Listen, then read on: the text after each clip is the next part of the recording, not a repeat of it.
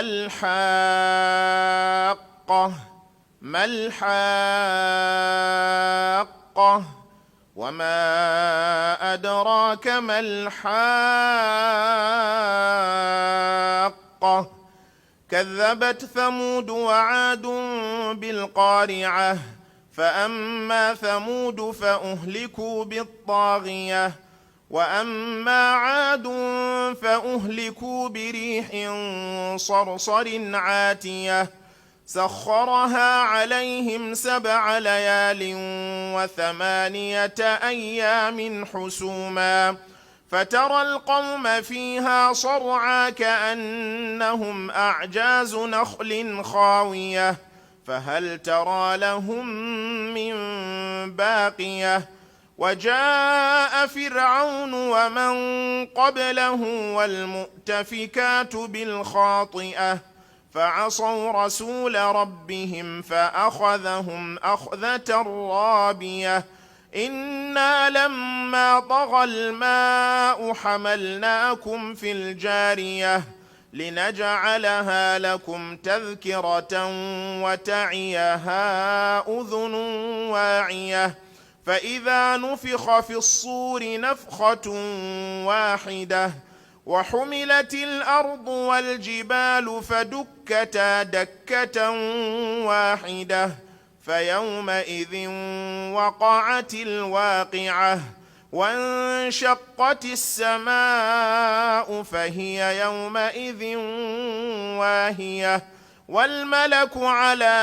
أرجائها ويحمل عرش ربك فوقهم يومئذ 8 يومئذ تعرضون لا تخفى منكم خافية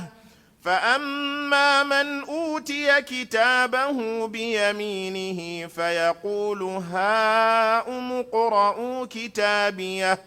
إني ظننت أني ملاق حسابيه فهو في عيشة راضية في جنة عالية قطوفها دانية كلوا واشربوا هنيئا بما أسلفتم في الأيام الخالية وأما من أوتي كتابه بشماله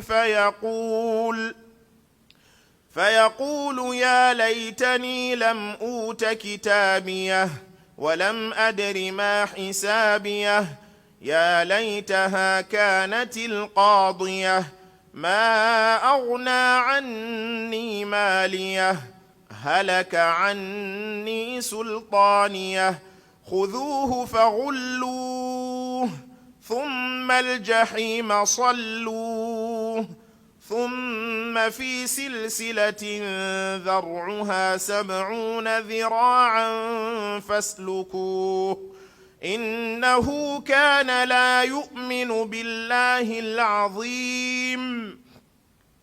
ولا يحض على طعام المسكين فليس له اليوم هاهنا حميم ولا طعام إلا من غسلين لا يأكله إلا الخاطئون فلا أقسم بما تبصرون وما لا تبصرون إنه لقول رسول كريم وما هو بقول شاعر قليلا ما تؤمنون ولا بقول كاهن قليلا ما تذكرون تنزيل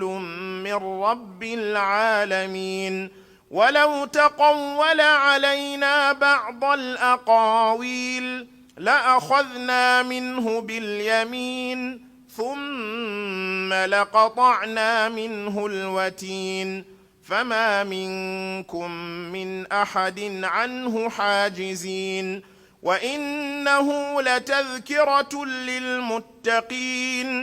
وإنا لنعلم أن منكم